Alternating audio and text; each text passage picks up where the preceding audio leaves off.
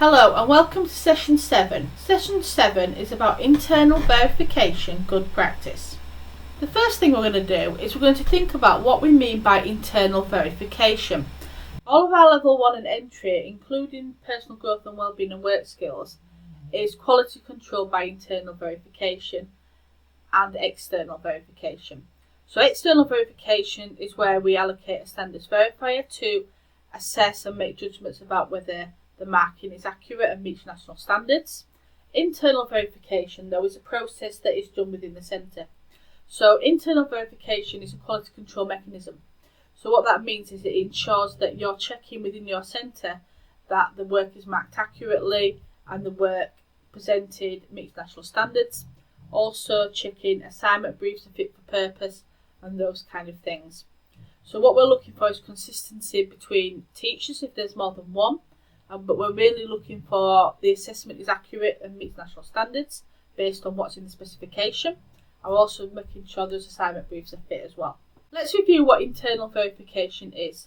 So generally, internal verification is undertaken by subject specialists in your centre. Now, many centres I know don't always have Level 1 specialists who are familiar with qualifications. At Level 1 and entry, it doesn't necessarily matter, because what you're doing is you're looking at the specification and making a judgment about whether that teacher has or has not marked that work accurately.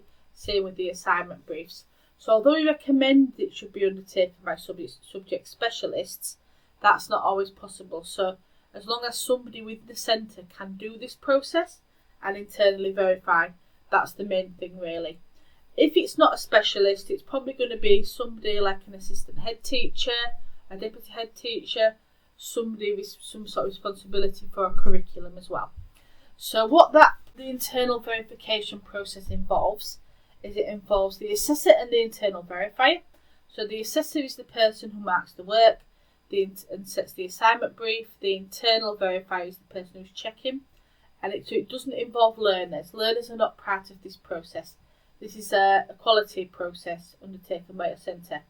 Now, the purpose of our internal verification is to make sure things are marked accurately, and it supports the assessor compliance, so making sure that the assessor is familiar with the standard and is applying the standard consistently as they mark the work. It's very important to note that this is not a tick box exercise. We see sometimes centres not take this seriously and just sign the paperwork off and not always check the work in as much detail as they should. Thankfully, that is few and far between, but where that does happen, that causes a potential issue because the work has not been checked to see if the work has been marked accurately, and then when they go to standards verification, there becomes a problem. So just make sure you're aware that it's not a tick box exercise. Yes, it does take some amount of time to do, but it's well worth doing because it prevents problems later on. So let's have a look at the roles and responsibilities of people who will be managing and undertaking this process. So an assessor or a teacher or a tutor, depending on what you call them in your centre, is responsible for teaching.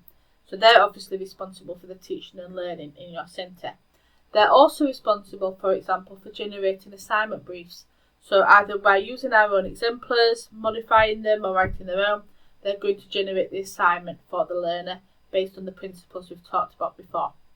They're also responsible for marking the learner work and making sure the learner has met the certain standards, and they're also responsible for recording the achievement. And as you've seen, we usually record that on the assessment record form. The internal verifier, their role is a little bit different. So they're not the assessor, so they're responsible for doing the checking. So they will check the assignment brief is fit for purpose. They will also check by sampling maybe 3 to 5 learners that the learner has accurately assessed the learner work and they've done so consistently.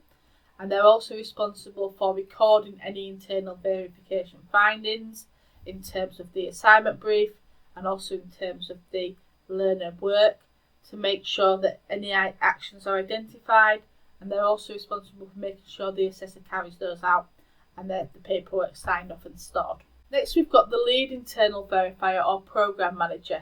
Now, depending on how large your centre is, the lead internal verifier might also be the internal verifier, which is perfectly acceptable. It might also be the quality nominee, which again is perfectly acceptable depending on the size of your centre. So what the lead internal verifier or the lead IV is responsible for is to make sure that the people within the centre who are working on this programme are standardised. Now we have a wealth of standardisation materials on our website and also on our YouTube channel, which you can use to help you with that process. So we've got some learner work and some video walkthroughs to help ensure that the standardisation of assessors and IVs can happen. So the reason why we need that is we need to make sure they're able to interpret what is needed assessment-wise within the unit specification. We also need them to be able to write assignment briefs effectively and know what that means. We also need them to be able to assess work accurately using the unit specification, and we also need them to be able to fill the forms in accurately. Form filling is particularly important because it's the record that's kept that assessment or internal verification has taken place. But the main role of the lead internal verifier or programme managers is to oversee all of that quality. So making sure all those things are happening and the standardisation is completed, usually once every year. What we're now going to do is we're going to go to session 7B, where we're going to look at internal verification of assignment briefs. So let's have a look at IV of an assignment brief. So why IV an assignment brief? The purpose of IV in the assignment brief is so that we know that it's suitable for the learners and that the learners are able to access the assessment effectively, and they are able to, if they're able to, meet all the criteria that they need in order to be able to achieve the maximum outcome. So the maximum outcome for level 1 would be distinction, for entry 3 would be merit, and for level 1 and level 2 entry that would be pass fail. So they need to make sure when you write your assignment brief that criteria enables those learners to do that, whatever you wrote in the assignment brief. So the IV is checking that that's happening, essentially, making sure that we don't give learners an assessment task that's not fit for purpose and therefore they do badly. You must IV an assignment brief before you hand it out, so we don't hand it out afterwards. That's because if any issues are identified, then they can be rectified before they're given to learners, which is important. How we IV an assignment brief, what we do is we obviously bring this form up here. Then what we do is we look at the assignment brief to make sure there's a suitable context, and the context can be particular to your local area need, that's fine, but it needs to have a suitable context. Also needs to have appropriate tasks, and what the internal verifier should be looking at the specification, looking at what the essential criteria for assessment decisions is, and make a decision if that assignment brief will allow that learner to achieve those things. If it will, then what the internal verifier needs to do is sign that off, and then that can be stored. So to do that, you'll need this unit specification, you'll need the assignment brief created by the assessor, and you'll also of course need the internal verification of assignment brief form. So the internal verification of assignment brief form looks like this, and similar to what we discussed in session 6, you can go and get that from our website. So these are the questions that you see on the IV form, so we're just going to run through what you might put here. So the first question is this an authorised assignment brief published by Pearson? For work-based learning for entry level 1, PGW and work skills, the answer will always be no. We issue exemplar assignment briefs, but we are not mandated to produce authorised assignment briefs, and so we don't. So the answer will always be no. Are the programme and unit details correct? So what you're doing there is you're checking that the correct programme has been selected. So the award, certificate, diploma. Is the correct unit on there? Sometimes if forms are copied and pasted, that doesn't get changed, and that can be an issue. Are there clear deadlines for assessment given? So when is the assessment start point? When is the assessment end? Is it appropriate? Because sometimes it's not, so be careful of that one. Why are deadlines important? So that the learner knows how long they've got to achieve the task, and you're able to build in the teaching and learning around that. The timeframes of assessment are important so that the learner knows when it's time to do the assessment and can feel at ease at that. We also want to know, is there a suitable vocational scenario or context that allows the learner to put their learning into practice, so it's useful to make sure that the content is appropriate to our learners. It's important because without an appropriate context, the learning may get lost. So it's important to have that. There were some more questions. So, are the assessment criteria to be addressed stated accurately? So that's normally having a look at the spec, having a look at the assignment brief and are they copied across correctly. It's important to include those so that the learner and even the assessor actually know what is to be covered in this assignment and in this endpoint assessment.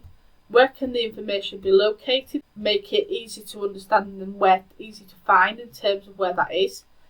Does each task show which criteria are being addressed? So make sure that within the tasks you can clearly see that there are different criteria going on within them and some haven't been missed.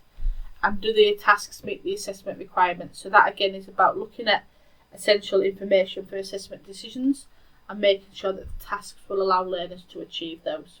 Is it clear what evidence the learner needs to generate? So have you said they can choose their own? Have you said it needs to be a report? Have you said it needs to be a blog? Have you said it needs to be a video? What is the evidence? Does it need to be clear to the learners? Then we've got a question, is it likely to generate evidence that is valid and sufficient?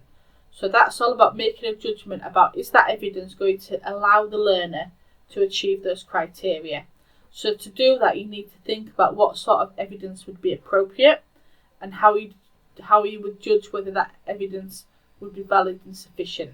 So it's a conversation maybe to have with your assessor if you're unsure and you're internally verifying that, but it should be easy to understand and see. So what we're going to do now is we're going to do an activity. So what I'm going to do is I'm going to show you an assignment brief, and what I want you to do is I want you to internally verify the assignment brief and return the document to the assessor.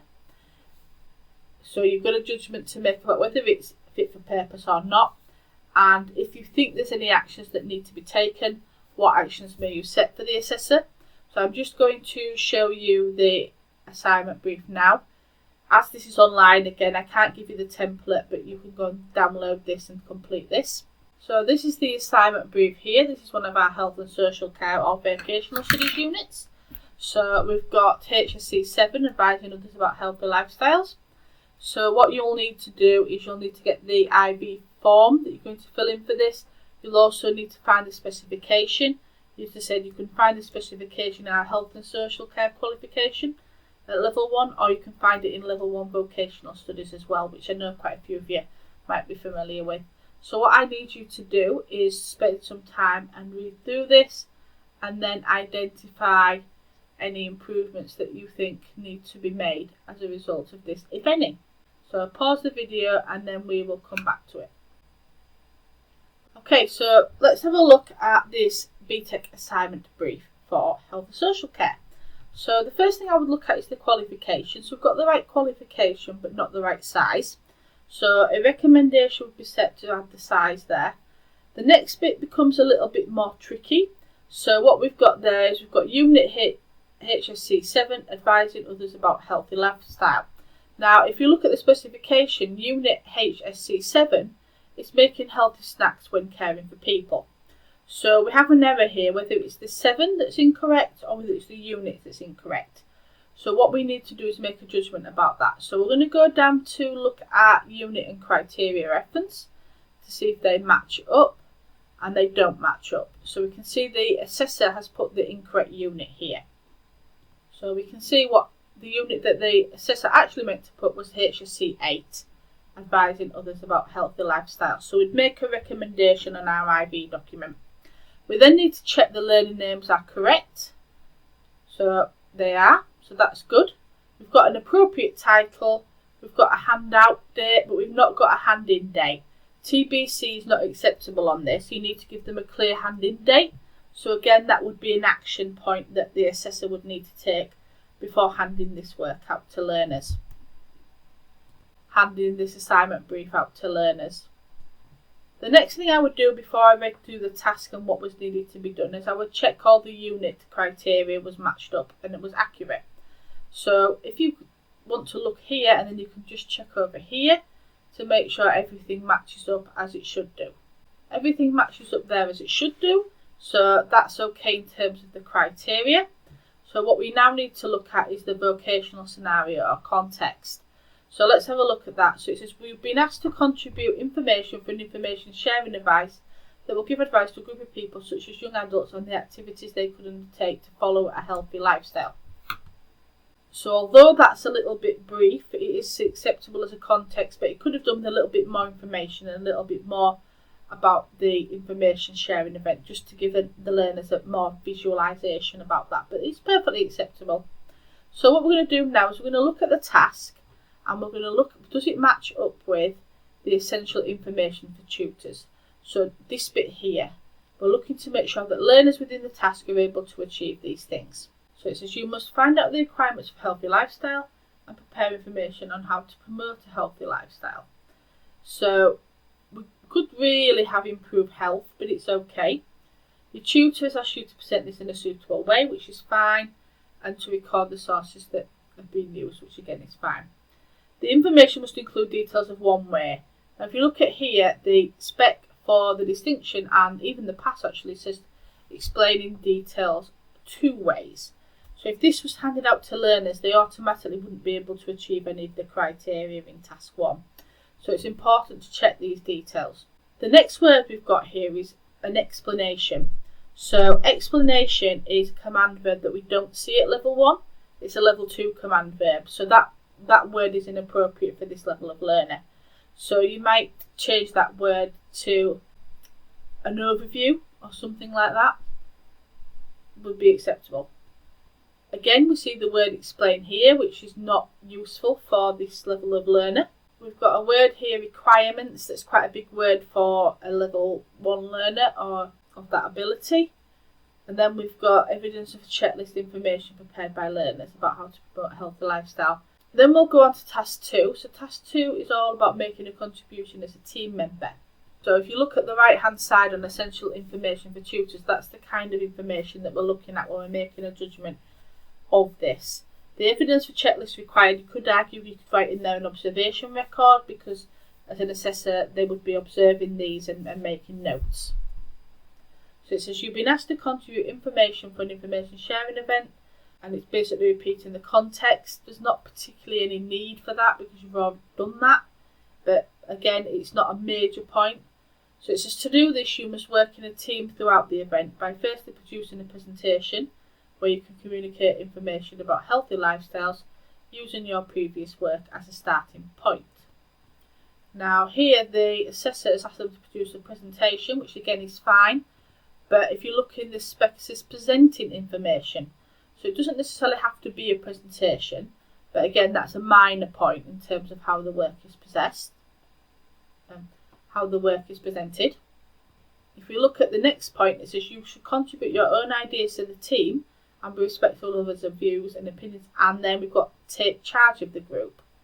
Nowhere on the other side it says be respectful of others, offering, accepting help. Nowhere does it say they have to be a group leader. So again, that might cause problems in assessment. You will now present information to the group. You'll present it accurately and clearly. You must work as part of a team to do this. So that's okay. It says listen to and respond to questions when appropriate. That's okay. And then we've got a bit of over-assessment in here. So it says after the event, reflect on your performance and evaluate. Evaluate is a top-end level 2 skill, so that shouldn't be there. What you did during the event in detail to contribute to the team. So that's over-assessment, so we don't want that there. So there's quite a few actions there that you would fill in on the internal verification form and feed that back to the assessor for action. Okay, so that concludes 7B. So in session 7C, we're going to look at internal verification of assessment decisions. So why do we need to internally verify assessment decisions? This is important so that we know that learners are being marked accurately and consistently in line with the rest of the learners in the United Kingdom and internationally. So we need to make sure that all learners are being marked in a similar way so that doesn't disadvantage any learners. We must IV assessment decisions after the end or handing of an assignment, and you're going to IV an assessment decision using this form here on the right hand side. To do this, you will need the unit specification in front of you. You will also need any assessment tracking documents to show what grades were given. You will also need the learner work and assessment record forms, so you'll be able to see what the work looks like, and you'll be also able to see what was awarded on the assessment record form, and of course this form as well. Now, it's very important when we look at this, what we do is we look at the specification, the essential assessment decisions for tutors. We look at the learner work, we make a decision is work marked consistently, accurately and in line with the specification. So again, although we're online, we can't show you this document, but you can go and download that from the BTEC forms. So what we're going to do is have a look at how we can plan the IB process. Now, some centres do this, some centres don't. It's not compulsory, but it's really, really useful, especially if you're quite a large centre or you're unfamiliar with this. We have a template that looks like this that you can download from the forms, where you can identify who the assessor is, who's going to IB it, and when those IB things are going to take place. Okay, so then you can look at rationale for sampling here. So you can see Bo's more experienced, so he's going to sample 8 units, Malik 6, and because Harriet's new, she's only going to sample 0 units for this qualification because she's new, so she needs to learn how to do that. So you can identify who's going to do more or less, and then you come up with this assessment plan here. Like I say, it's not compulsory, but it will help you with your planning if you choose to use that. So let's have a think about the sample size in terms of how many learners are going to be sampled.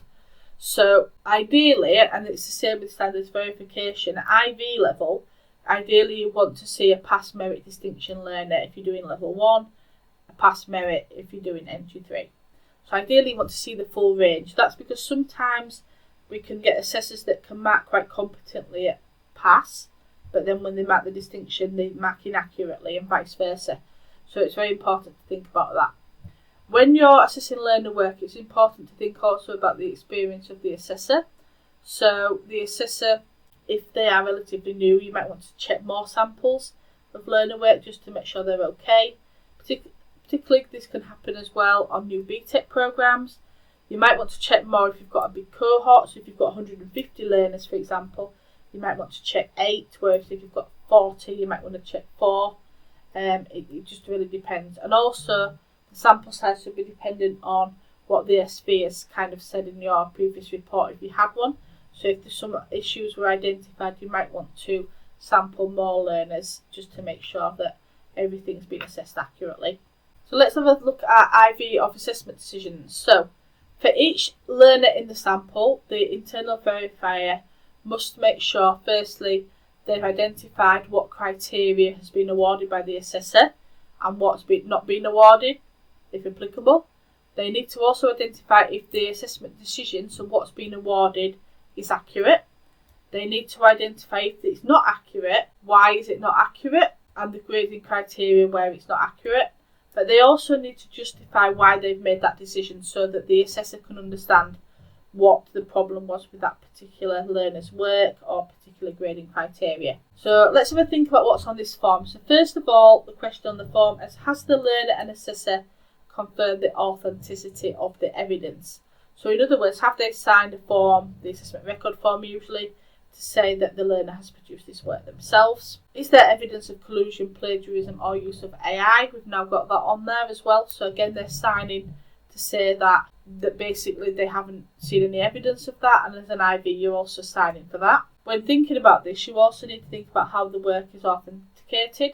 So how are you checking that there is no plagiarism or use of AI, etc. And try to think about how you might spot this.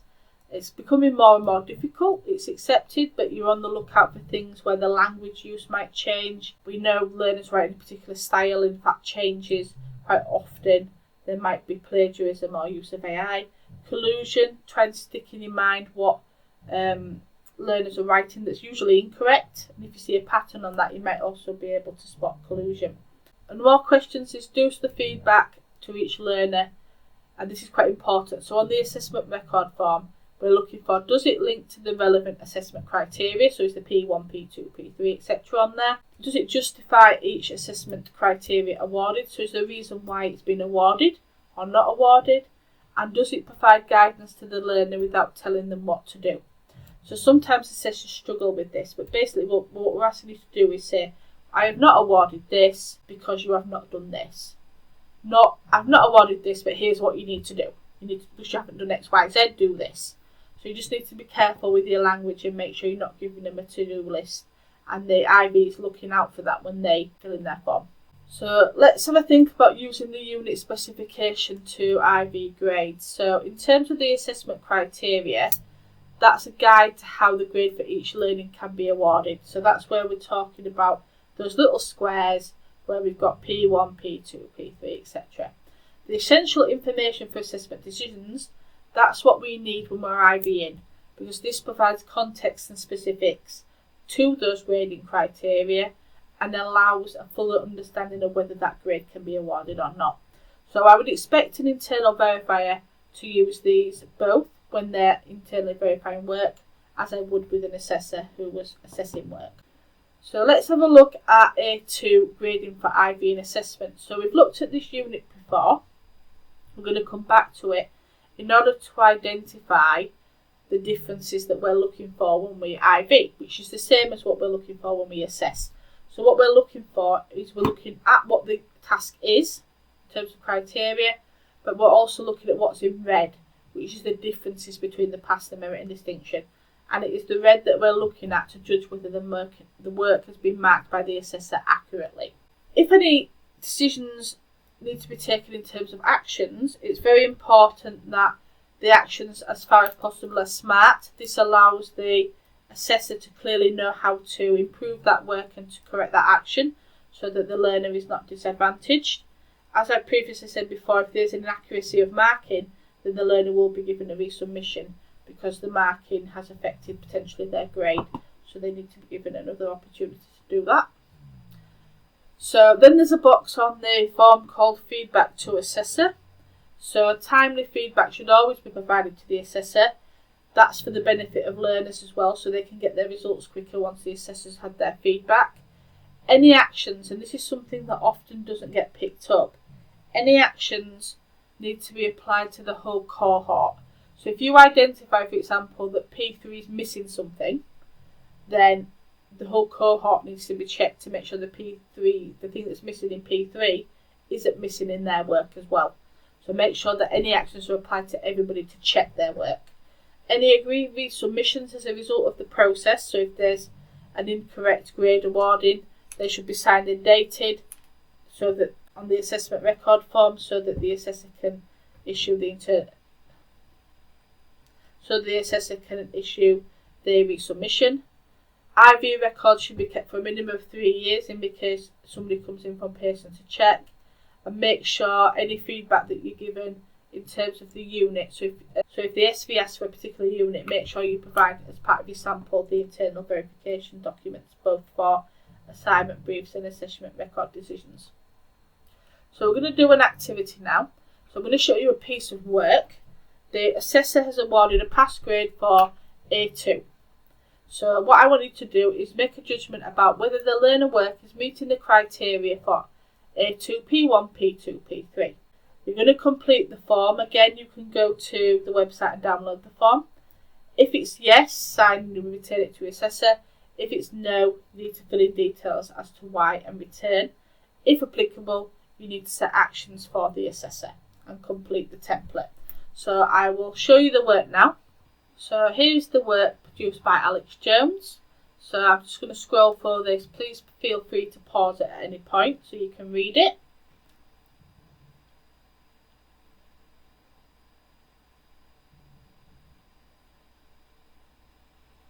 So it's quite short, but it is a pass grade, remember? And here is the feedback from the assessor. Here's the feedback from the assessor who've assessed their work.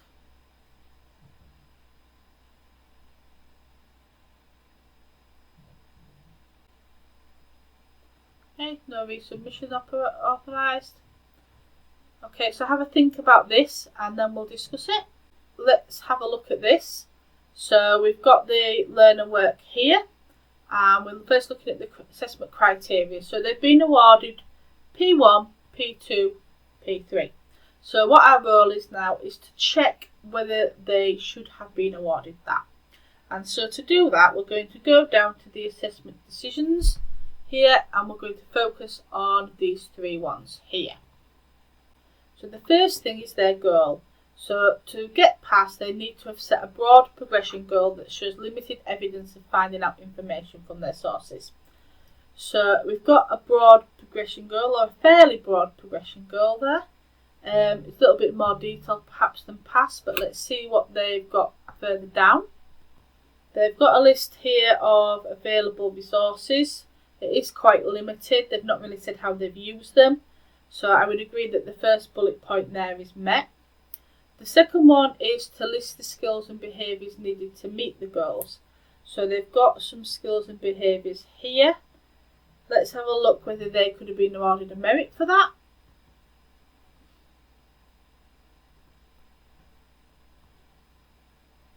So if we look up here, we've got show some understanding of the skills and behaviours needed to achieve it. Is there some understanding of the skills and behaviours? A little, not overly, if I'm honest, with that one. Regardless of that point, there's no review of own skill and behaviours using feedback from others, so it's definitely not in the merit category. We've got the next one is produce a basic progression plan. So is there a basic progression plan? This is the basic progression plan that they have produced. Now I would say that's quite borderline for level 1 pass, if I'm honest. I would expect to see a little more detail in there, but it's giving broad, it's a little bit focused, so they have managed to do some focus. Have they said how they intend to meet their progression goal though? Okay, so we've got some information here on how they want to manage progress and how they intend to meet it, and they intend to meet it by practicing. So we could probably say this work just about is okay for level 1 pass. Lacks detail in some areas, but again for level 1 we probably would expect that. So let's move on to look at the assessment record form. So we've got the correct programme title, the assignment title, the unit title. We've got the deadline is met. We've got the assessor name, the learner name. There's been no extension. If we look down here, this learner signed this a month afterwards, and it was marked 2 months afterwards, so that's not timely. So that creates an issue whereby you would put a recommendation on your IV form. So then we're going to look at the targeted criteria. So they've yes, yes, yes, yes. Try and be mindful of not putting I think. It's not about your opinion or the assessor's opinion, it's about what the learner has done against the specification criteria. This bit here is not very helpful to the learner in terms of progression, and you can see that also appears here.